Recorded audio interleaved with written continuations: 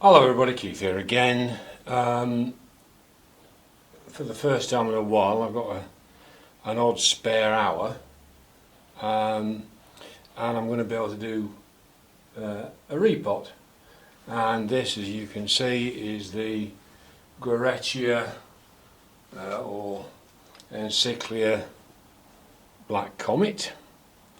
I asked for advice on YouTube and on the Rogers Orchids Facebook page.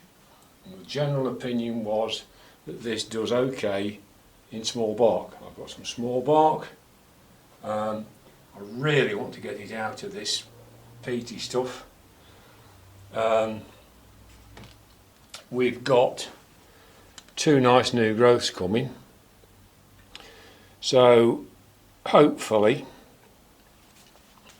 this is going to be a good time to be doing it.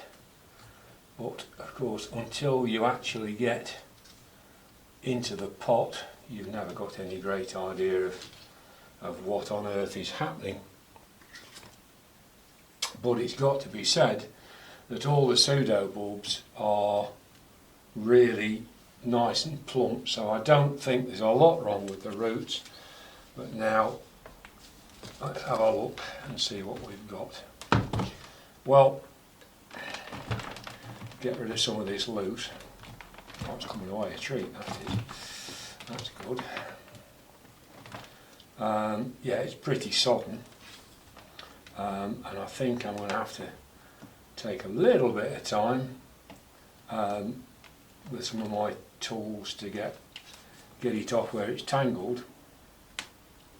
But as I suspected from the state of the bulbs, we've got some lovely active roots there, probably growing out of this one.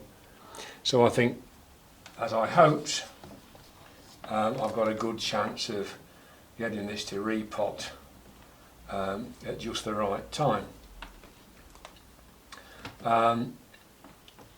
We appear to have a buried bulb here, but yeah, this is going to get pretty boring to watch, I think.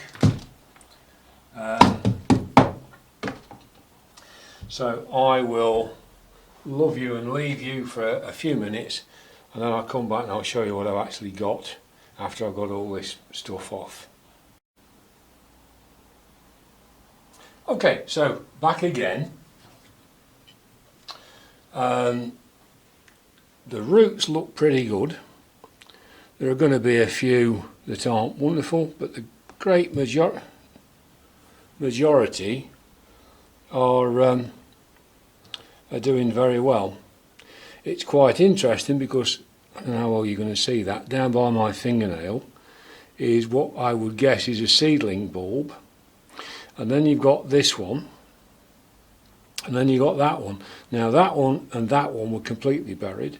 That one was partially buried, and it doesn't seem to have bothered it.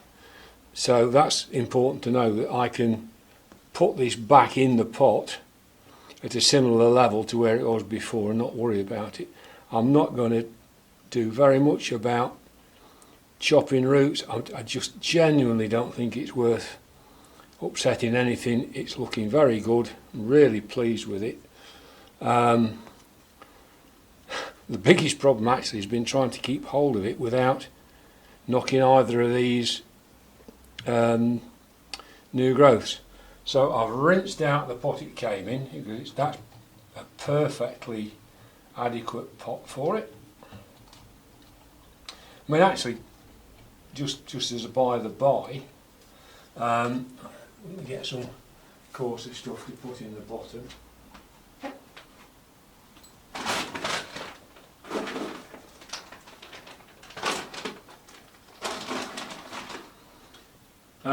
As I say, just as a by the by, I must have been doing reasonably well with the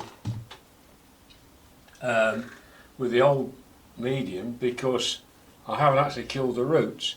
But We're now going into the autumn. We have been through the summer, and yes, it's been an absolutely dreadful summer in this country.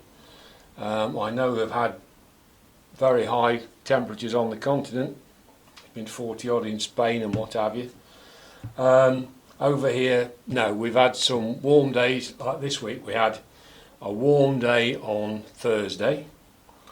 Yesterday, it was thoroughly miserable and we had thicker coats on, and today it's warm again. So it's been up and down. We've had lots of rain, but nevertheless, it is cooling down. The overnight temperatures have fallen away quite drastically. So yes, you can get away with fairly water retentive composts even in the UK when the temperature's warm enough. And that's the critical bit. When it's warm enough. Because when it gets a bit cooler, as it's doing now, it doesn't dry out as fast. Now, that's not me trying to, as we would say, teach Granny to suck eggs. In other words, say something that's completely trite and nonsensical. No, what I mean is, these water retentive composts work very well in climates where it's warm enough for the water to get used, either through transpiration in the plant or through evaporation from the pot. And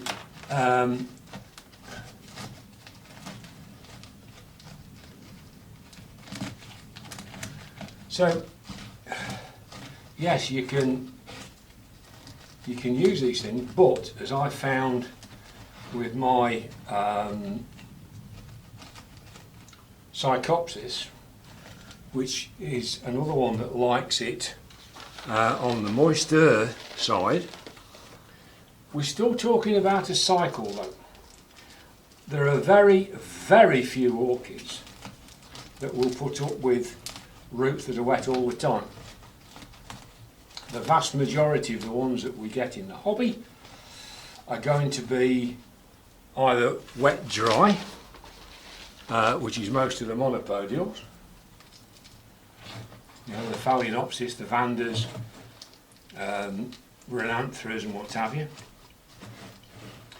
But there's one or two of the sympodials, like this one, that comes from a climate where it's more humid, it's more moist, and they don't dry out completely.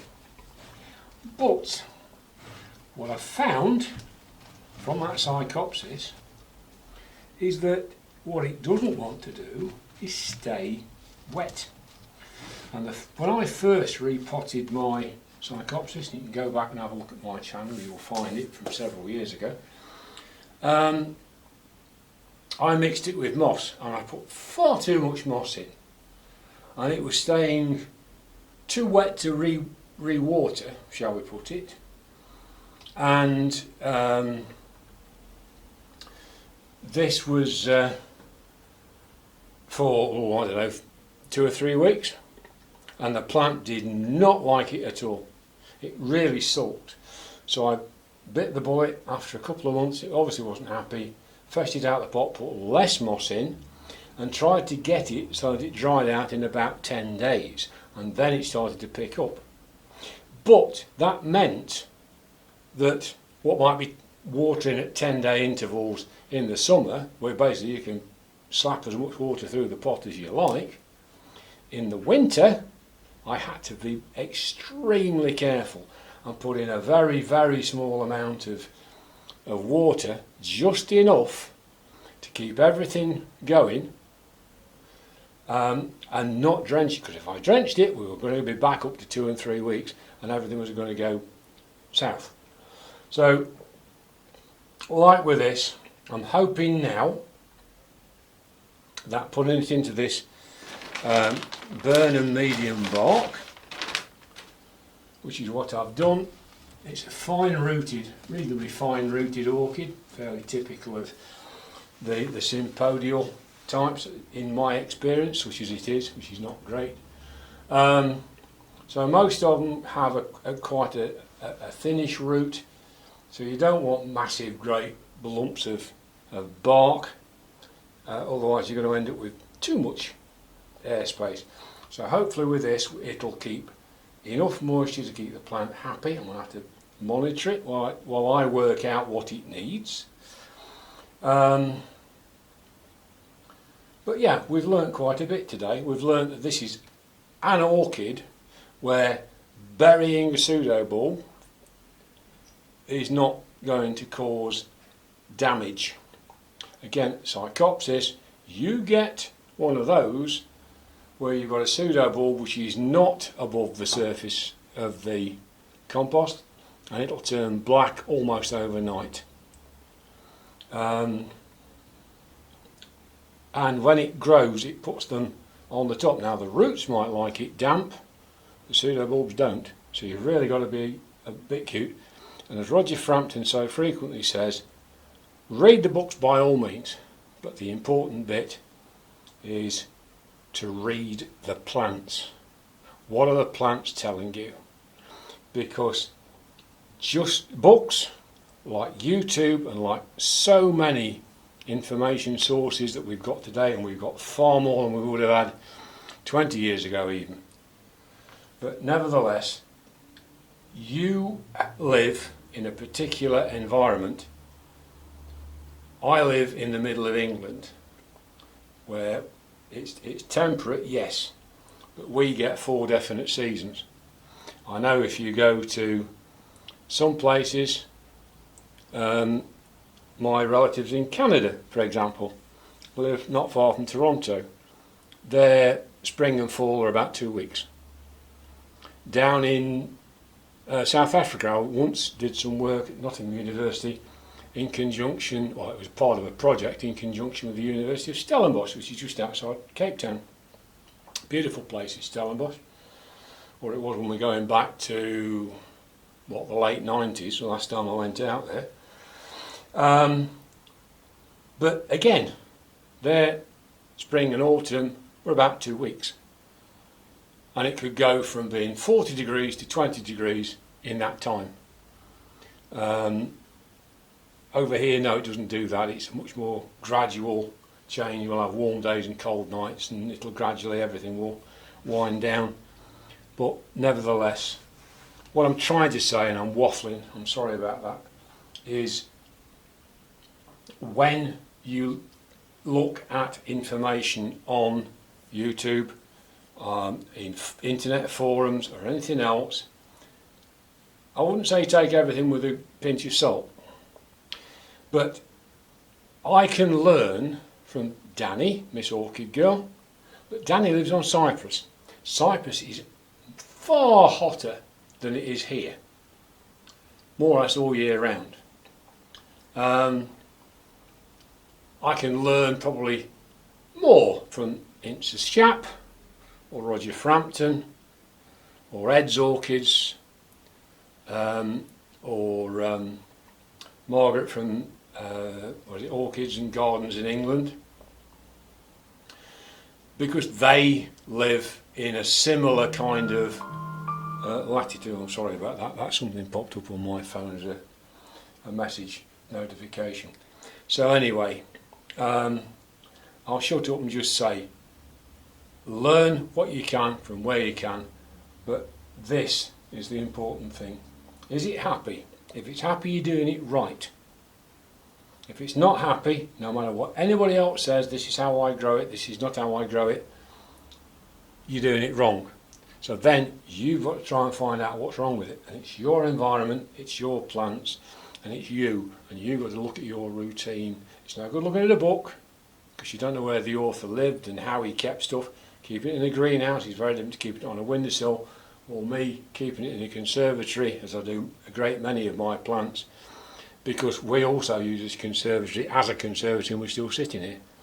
So I can't put, as a lot of people would say in a greenhouse or turning a conservatory into an orchid house, you can put massive humidifiers and all this kind of thing in here and automate the heating and what have you.